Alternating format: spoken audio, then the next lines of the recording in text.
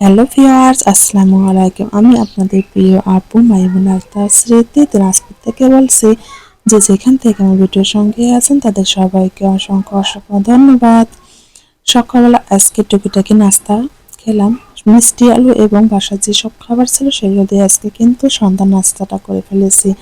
এরপর তো রান্নাবান্না করতে হবে, খেতে হবে। আজকে আমি রান্না করছি পালং শাক ভাজি। পালং শাকটা আপনাদের ভাইয়া খেতে কিন্তু অনেক অনেক বেশি পছন্দ করে। হ্যাঁ, আমিও খাই, কিন্তু তত একটা খাই সেটা কিন্তু না। এর আগে যখন আমি পালং শাক রান্না করেছিলাম তখন কিন্তু আমি মাছ দিয়ে রান্না করেছিলাম। আজকে যেহেতু অল্প একটু আছে, ভাবছি এটাকে ভেজে রান্না করব। এই তো আমি একটু লবণ দিয়ে সিদ্ধ করে নিয়েছি। এরপর কিন্তু যখন সিদ্ধ হয়ে গেছে তখন আমি পালং শাকটা একটু ঝুড়ির মধ্যে তুলে নিয়েছি।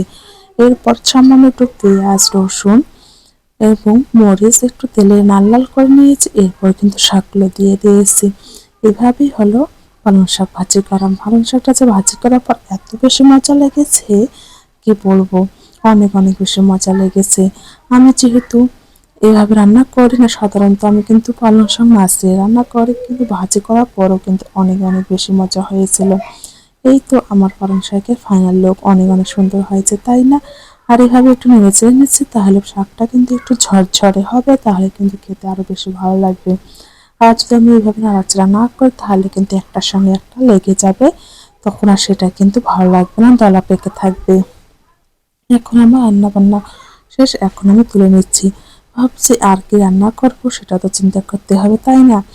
এখন যেহেতু শীতকাল, শীতকাল মানে নানা রকমের সবজি, নতুন নতুন আলু, এগুলো খেতে জাস্ট অসাধারণ।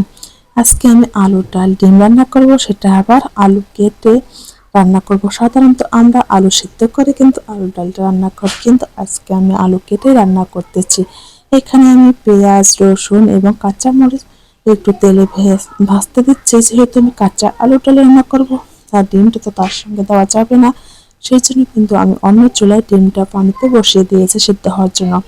আর অন্যদিকে কিন্তু আমি আলুটা অলরেডি দিয়ে দিয়েছি, এরপর কষিয়ে একটু পানি দিয়ে দিয়েছি এবং সাধারণ অল্প একটু ধনে পাতা দিয়েছিলাম। ধনে পাতা খেতে তো আমি ভীষণ পছন্দ করি, কিন্তু মরিচটা একটু কম খাই, সেজন্য একটু কম করে দিয়ে দিয়েছিলাম। এখন তো পানিগুলো শুকিয়ে গিয়েছে, আমি যতটা সম্ভব ততটা কিন্তু কষিয়ে কষিয়ে ভেঙে ভেঙে নিচ্ছি। এইভাবে ডাল রান্না করলে কিন্তু অনেক অনেক বেশি মজা হয়। এখন আমি সুন্দর করে কষিয়ে কষিয়ে নিয়ে কিন্তু পানি দিয়ে দেব। এভাবে আমরা সাধারণত কিন্তু খুব কম রান্না করা হয়, কিন্তু অনেক অনেক বেশি মজা হয়েছিল। শীত মানে নতুন নতুন সবজি, নতুন আলু, এগুলো খেতে যে এত এত বেশি মজা লাগে, শীতকাল ছাড়া খেতে এই মজাগুলো আর কখনোই পাওয়া যায় না। এই তো আমার কষিয়ে নেওয়া কমপ্লিট, এখন আমি পানি দিয়ে দিচ্ছি।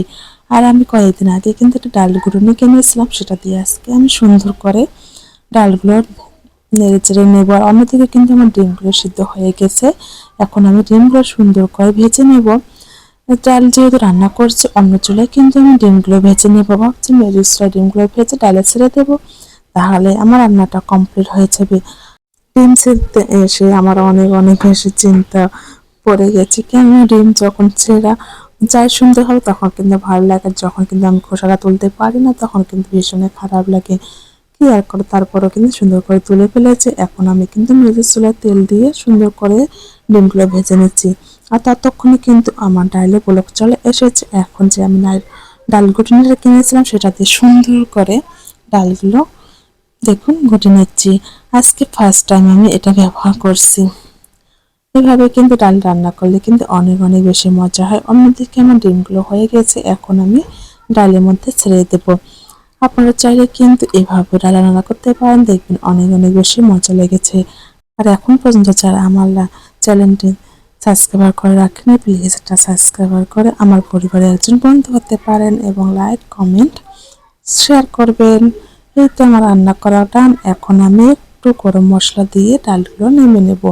ডালটা খেতে যে এত বেশি মজা লাগবে কখনো ভাবিনি। এই তো আমার পালং শাক ভাজি এবং কাঁচা আলুর ডাল অনেক সুন্দর হয়েছে না দেখতে, মাশাআল্লাহ অনেক অনেক বেশি সুন্দর হয়েছে। সবাই ভালো থাকবেন, আল্লাহ হাফেজ।